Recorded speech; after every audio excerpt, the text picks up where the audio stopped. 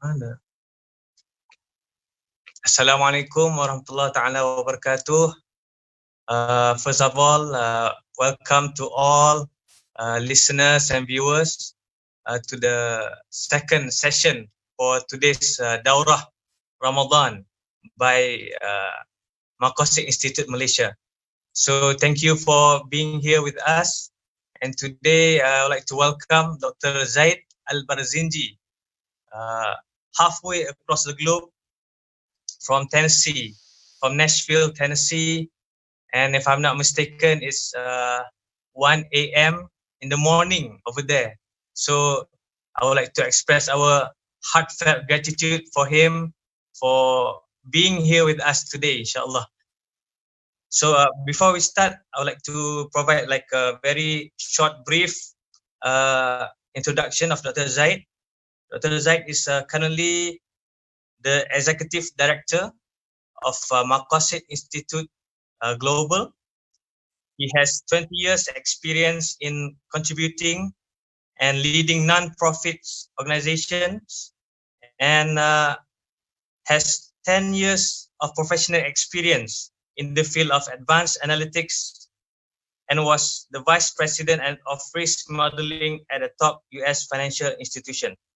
So Dr. Zaid has a PhD in economics from the University of Utah and is a frequent economic commentator at several media outlets. So Alhamdulillah, we have a very prominent intellectual figure here with us, and hopefully he can share a lot about a very important topic today, which is envisioning a global research Maqasidic network. So without further ado, fatafadal mashkura, Dr. Zaid. Assalamu alaikum wa rahmatullahi ta'ala wa barakatuhu. بسم الله الرحمن الرحيم الحمد لله رب العالمين وأفضل الصلوات وأتم التسليم على سيدنا محمد وعلى آله وصحبه أجمعين. It is always such a deep pleasure to be able to speak to my brothers and sisters across the world, especially in a country I loved. I have finished my undergraduate degree in economics and Islamic economics from UIA, and that was a long time ago. And so Malaysia always have a very special place in my heart, and I'll do anything for my brothers and sisters in Malaysia. So I'm quite honored to be with you today. And I would like to also thank and recognize the hard work and effort of the organizing committee behind this event. And may Allah subhanahu wa ta'ala help me to contribute something that is of use for everybody who is in attendance today. Bismillah ar-Rahman ar-Rahim. I would like to get into the topic here, and simply we're talking about there is lots of talk about Maqasid research throughout the world. Almost it's hard to go anywhere in the world without people talking about Maqasid. I remember sitting in the Haram and listening to khutbah of Jum'ah from the Haram. And sure enough, when the Khatib is talking about the topic, he mentioned Maqasid as well as a supporting evidence for the point he was driving at. So it is really so common place from the Haram al-Makki to the halls of in Turkey to Africa to Malaysia, obviously.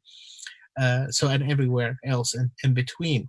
So everybody's talking about that. However, what we really needed to look at and figure out about what's happening is that there's such a massive amount of work taking place throughout the Muslim world. In one survey that we've conducted, we've come across over 5,000 research paper, a thesis, a dissertation of various qualities. And it is, so there's really massive amount of effort. And this is just in two languages, in English and Arabic. So there's a lot of work. but what is happening to this massive community of these individuals who are researching in Maqasid? What about, can we bring that, all that effort and all these resources together to work together? So this has become one of the actually driving forces behind the establishment of Ma'had al-Maqasid, Maqasid Institute Global, is to create this global research community. So for those who are, not uh, privy to what Maqasid Institute is all about, uh, our vision statement is that we value divine guidance in human affairs.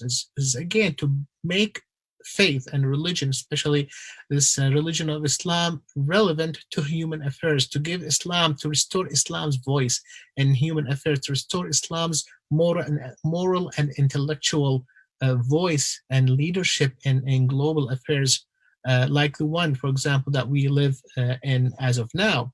And as such, our mission is that at the core of it, that we really need to provide knowledge and tools to enable scholars in different disciplines to reconstruct thought in their areas of specialization through a new Maqasid methodology. And this is something that Sheikh Jasser will talk about tomorrow, inshallah. The second one and third one is really going to be more the core of my presentation today, which is applying the methodology to critical challenges and phenomena impacting our lives and the welfare of the planet. And so after we have that methodology, how can we find practical applications at the level of ideas? And from there, we go to the next level, which is, well, facilitating the application of the Maqasid methodology in personal and community life. So how am I as an individual apply this Maqasid thinking to my own life? How can I apply it also in my community, in my organization, and what does that look like? And this is where it comes, through the expertise of Maqasid Research Network members. So we look at the objective here. Again, this is the first one, is develop a Maqasid methodology. And the most important thing here, the highlight I want to raise, is that the scope of this goal is really expansive. And sometimes you really have to spend time with Maqasid Institute scholars to understand how expansive this view. It is one of the most ambitious projects at the level of the Muslim world, from what I have been able to see, because we are really trying to reorient the global point of view, especially starting with Muslims, into a Quranic-centric view. So it builds on Islamization of knowledge, and it goes into really we have to everything has to emanate from the understanding of the Quran al-Karim and the Sunnah. So it is, in other words, this is the Quran implemented, how we can actually get back to implementing Quran in our life. And it is multi and transdisciplinary. And this requires development of a foundational methodology for scholars and fuqaha and students of knowledge to adopt for research, so that the main issue that we find in these 5,000 plus research papers is that there is no set methodology. Everybody talks about it, but it is very hard to see, okay, what does that really mean in application? So this is why the research methodology becomes very, very critical, so that then we can judge different work and scholarly effort using some kind of a similar measuring rod to try to decide if this work meet some basic criteria of authentic, Islamically authentic work, and a work of research that is true to the spirit of the Quran al-Karim, to the holistic view of the Quran al-Karim and the Sunnah of the Prophet sallallahu ta'ala alayhi wasallam. And then for scholars and fuqaha to not simply take that methodology and imitate it without thinking, but it is actually something that has to evolve over time and improve over time. Then under Maqasid Research methodology is going to be driven by what we call Maqasid Research Engine. So this Maqasid Research Engine is a web-based research engine that contains all of the Quran Kareem, and while it contains all the hadith available to us, we focus on Ma'alim al-Sunnah, which is really a synthesis of all the 3,000-4,000 hadith that really comprehensively cover the Sunnah of the Prophet sallallahu ta'ala alayhi wasallam. And then we end up with building these webs of relationships between Quran and Sunnah, between Quran and different phenomena like poverty, phenomena like education, phenomena like a phenomenon like COVID-19, so on and so forth. And we have webs of relationships. And then this is expected to be highly collaborative system, so that researchers, fuqaha from various backgrounds will all come into this research engine and start build relationships and connecting verses or parts of verses with other parts of verses, or connect verses with hadith, correct hadith with theories in education, theories in all these other subject matters. And inshallah, we hope we have finished phase 1 of this Maqasid research engine, and we are looking for phase 2 to be open for beta testers and users by October 2020. And we are looking actually for a team from Malaysia to be part of the early people who would like to test this engine, inshallah. And this is something we will discuss. I think we have an upcoming program in September or August, September, October, inshallah, that will where we try to find these talents and early talented researchers and scholars who would like to be part of this effort. But this is a way to envision how massive this project and how ambitious this project is to imagine this massive web of relationships, expanding mind, where any researchers coming and who wants to do a Maqasid-based research will come to the Maqasid research engine and then input a term. And that term land him somewhere in this massive web of relationships. So he can start with organic chemistry, and then from there he start navigating. What if I'm looking at organic chemistry? What are the verses and hadith related to this one? What are all the other scholarly research related from an Islamic point of view related to organic chemistry? And from there you start your journey to other disciplines and through other verses and other topics in the Quran Kareem. And this is how we create multidisciplinary research based on the Quran Kareem that try to discover the objectives of the Quran Kareem vis-a-vis organic chemistry, or, for example, certain cure or certain diseases, or so on and so forth. But this is really an expansive, this is a huge project that actually this picture that you see here is only a fraction of what will be the end result of this project, inshallah, as we hope, we pray to Allah subhanahu wa ta'ala, like in few years down the road, we'll have something much bigger than what we are looking at right now. To do this to build this web, we need to create a Maqasid Research Network. And to do that, it is crucial because we need to generate critical mass of intellectual activities to generate breakthrough ideas. So the idea is that, well, we have effort scattered throughout the Muslim world. We have so many graduate students, so many scholars, so many researchers who are working alone. How about if we synergize all their efforts? And sometimes because we are synergizing their effort, we can achieve breakthroughs. And that is how really sciences progresses. Advanced countries and in advanced world, they just have massive quantity of researchers, but even these researchers are very well networked with each other. They know what each other are doing. We would like to do the same thing for the Muslim world. And because we have this critical mass, we can create inshallah, breakthroughs in the understanding of Maqasid al-Sharia and the application of Maqasid al-Sharia.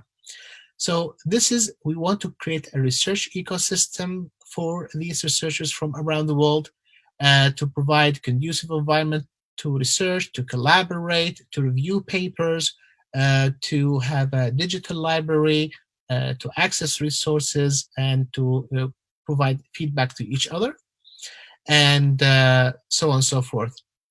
And we said here, like, these are some other major components. We have research training, publishing, and discussion forums. The status of this Maqasid Research Network as of today. As of today, we have about 160 people who've signed up for the Maqasid Research Network, including two today from, I think, the forum that two people attending the forum today have signed up. Two of them are in a master's degree. But this is the distribution of the degrees. So we know that they are highly talented, highly educated, mashallah. And if you look at their distribution, you can see, mashallah, Malaysia is very well represented. It takes the lion's share, and that really represents how important Maqasid thinking is, and in Malaysia, and how the huge interest, as well as the strong relationship that we have as Maqasid Institute in Malaysia, alhamdulillah. So we've been building this base for a long time, but we have not actually been aggressively advertising this Maqasid Research Network. It has been growing organically and slowly. And today, of course, you can have a chance to join it and to tell us what is your area of interest, what is your level of education, and that helps us add you in our database and understand your specialty and expertise, so we can reach to these people, inshallah. The idea is that we will activate this Maqasid Research Network in the coming few months, bi'awnihi ta'ala. And then there is this establishing a global network of research centers, just like we have Maqasid Institute Malaysia, that is a research center that we are using. And then it is very important for us, and it is a very important component of this Maqasid Research Network. And then we have currently offices in Malaysia, Indonesia, South Africa, Canada, alhamdulillah, with many, many MOUs with universities like USIM. And in many throughout the world, alhamdulillah. Now, there is an important component to Maqasid Research Network, which is, at the end of the day, after we publish all this research, so then what?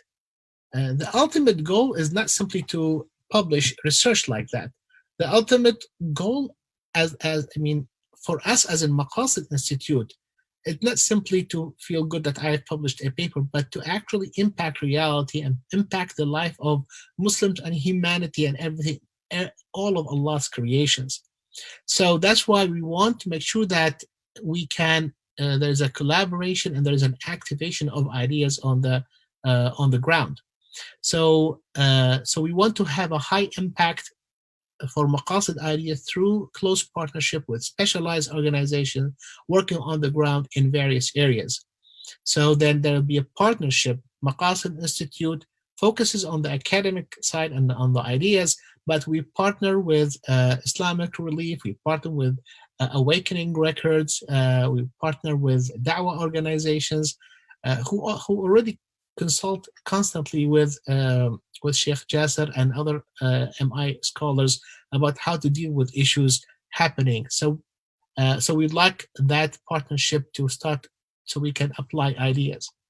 However, as I discuss all of this, it's very important to emphasize that these relationships, like why we identify three circles or cores or groups of researchers, there is a strong connection between all these groups of researchers.